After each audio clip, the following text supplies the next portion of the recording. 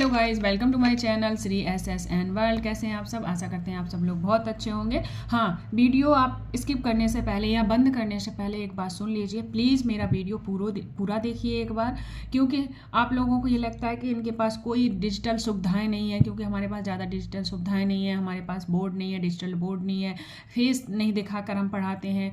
तो ये सारी चीज़ें आपके दिमाग में कहीं ना कहीं बहुत ही नैरेटिव सेट कर रही हैं, जो कि बिल्कुल गलत है, क्योंकि हर चमकती हुई चीज़ सोना नहीं होती है। तो आपसे यही रिक्वेस्ट करूंगी कि पहले एक बार मेरा वीडियो देखिए, एनसीईआरटी सीरीज मेरी देखिए, जो न्यू एनसीईआरटी सीरीज करके मैंने स्टार्ट की है वो एक बार देखिए। ज़्यादा लंबे वीडियो नहीं बनाए हैं मैंने, क्योंकि मैं नहीं चाहती कि आपको कोई बर्डन हो, क्योंकि हमारा जुलाई में एग्जाम होगा सीटेट का, तो उसको टारगेट करके बना रही हूँ। धीरे धीरे पढ़ाते हुए चलूँगी, एक भी चैप्टर से सिंगल क्वेश्चन आपका नहीं छूटेगा, ये मेरा वादा है। ठीक है, तो आशा करती हूँ कि आज आप मेरा पूरा वीडियो देखेंगे, समझेंगे। हाँ, अगर आपको उस समझने के बाद भी अगर आपको मेरे वीडियो से कोई फ़ायदा नहीं लगता या अच्छा नहीं लगता तो आप स्किप कर सकते हैं। अगर अच्छा लगता है तो प्लीज़ कमेंट्स बॉक्स में कमेंट कर देना एंड मेरे चैनल को सब्सक्राइब कर लेना, जिससे आने वाले वीडियो का नोटिफिकेशन आपको मिल जाए। ठीक है, तो मैं ज्योग्राफी की अभी स्टार्टिंग करी है, फिर मैं हिस्ट्री एंड पॉलिटी तीनों सब्जेक्ट लेकर चलूँगी।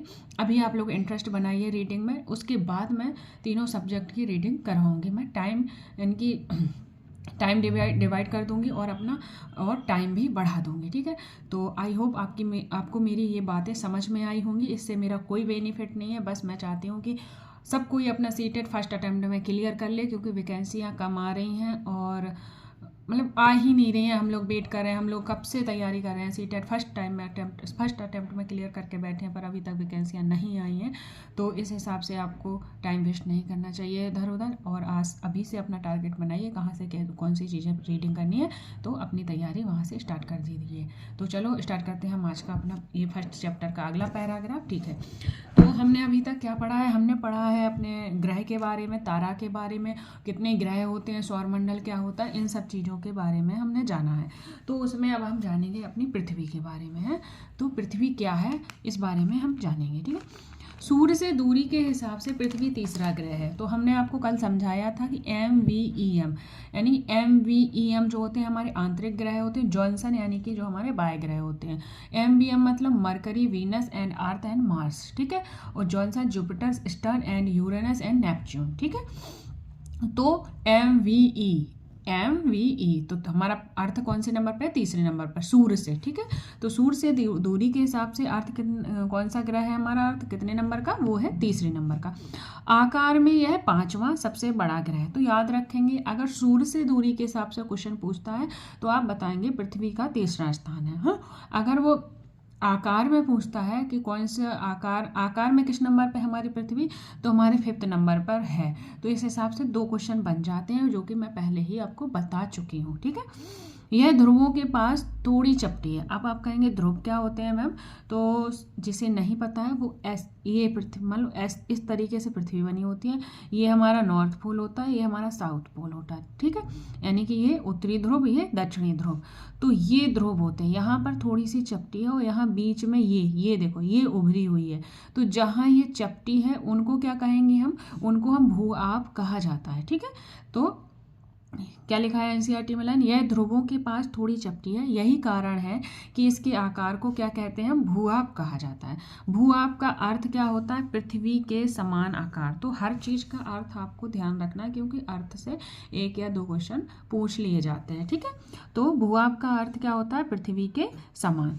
जीवन के लिए अनुकूल परिस्थितियां संभवतः केवल पृथ्वी पर ही पाई जाती हैं। जो रहने की सारी सुविधाएं हैं वो कहाँ पर हैं? हमारी सारी पृथ्वी पर ही पाई जाती हैं। पृथ्वी ना तो अधिक गर्म है और ना ही अधिक ठंडी है। ठीक है, यहाँ पानी, वायु उपस्थित है, जो हमारे जीवन के लिए आवश्यक है, ये सभी जानते हैं। ठीक है, वायु में जीवन के लिए आवश्यक गैसें जैसे ऑक्सीजन मौजूद है। जो वायु है उसमें हमारे लिए ऑक्सीजन बहुत इंपॉर्टेंट रोल करती है, क्योंकि ऑक्सीजन नहीं मिलेगा तो हम लोग जीवित नहीं रहेंगे। तो वायु में क्या होती है? ऑक्सीजन मौजूद है।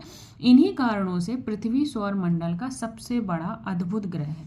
अगर पूछता है कि सौर मंडल का सबसे अद्भुत ग्रह कौन सा है, तो आप बिना कोई थिंकिंग के पृथ्वी आंसर लगा देना। ठीक है, अंतरिक्ष से देखने पर पृथ्वी नीले रंग की दिखाई देती है। जब हम अंतरिक्ष से देखते हैं तो पृथ्वी हमें कैसे रंग की दिखाई देती है? नीले रंग की दिखाई देती है। क्यों दिखाई देती है? क्योंकि उसमें 2/3 सतह पर पानी से मतलब पानी पाया जाता है, क्योंकि इसकी 2/3 सतह पानी से ढकी हुई है, इसलिए इसे क्या कहते हैं? हम नीला ग्रह कहते हैं। आई होप ये चीज़ आपको समझ में आ गई होगी। तो अब हम बात करते हैं अपने बॉक्स की, जो बहुत इंपॉर्टेंट होते हैं, जैसा कि मैंने आपको पहले बता दिया था। प्रकाश की गति लगभग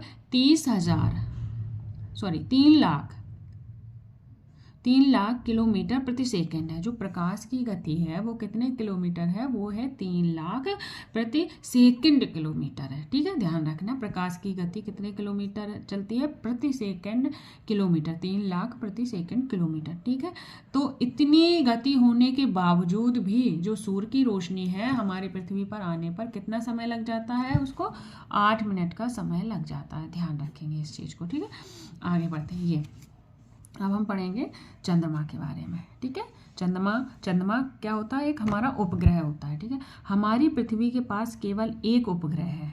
हमारी जो अर्थ है उसके पास केवल एक उपग्रह है, वो क्या है? हमारा चंद्रमा। इसका व्यास पृथ्वी के व्यास का केवल 1/4 है। ध्यान रखेंगे, सीधे क्वेश्चन लाइन बाय लाइन उठा के क्वेश्चन दे देता है, तो वहाँ पे ये लाइन आ सकती है कि पृथ्वी का व्यास, जो पृथ्वी के व्यास का केवल 1/4 है क्या? चांद। तो ध्यान रखेंगे, केवल वर्ड को ध्यान से पढ़ना, हर जगह केवल देख के रॉन्ग मत आंसर लगाना। ठीक है, तो ध्यान रखेंगे, इसका व्यास पृथ्वी के व्यास का केवल कितना है? 1/4 है। ध्यान रखना। ठीक है, यह इतना बड़ा इसलिए प्रतीत होता है क्योंकि यह हमारे ग्रह से अन्य खगोलीय पिंडों की अपेक्षा नज़दीक है।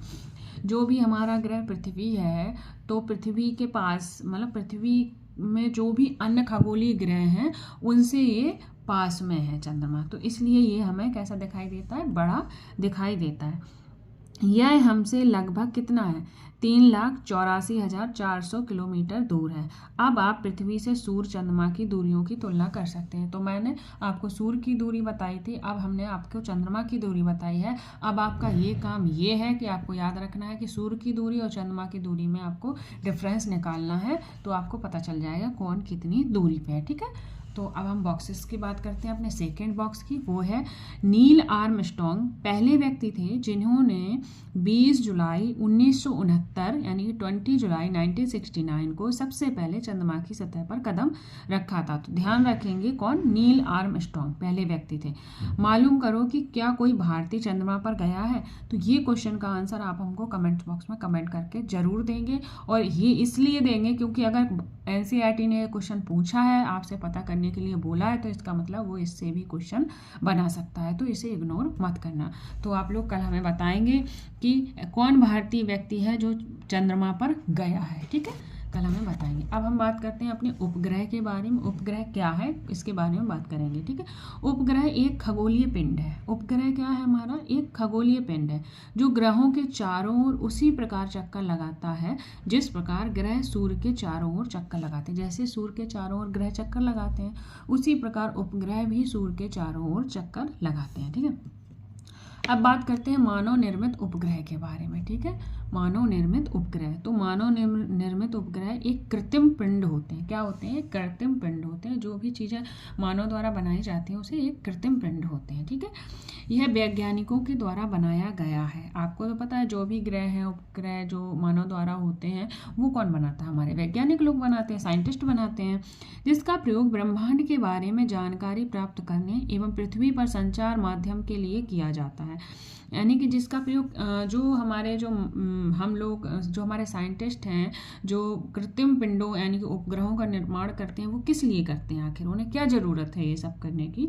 तो वो इसलिए करते हैं कि वे ब्रह्मांड की जानकारी प्राप्त करना चाहते हैं। ब्रह्मांड में और ऐसी कौन सी चीज़ें हैं जो हमें अभी पता नहीं, उनके बारे में वो जानकारी लेने के लिए उपग्रहों यानी कृत्रिम पिंडों का निर्माण करते हैं। ठीक है, आगे बढ़ेंगे। इसी रॉकेट के द्वारा अंतरिक्ष में भेजा जाता है। ये चीज़ें आपको पता होंगी।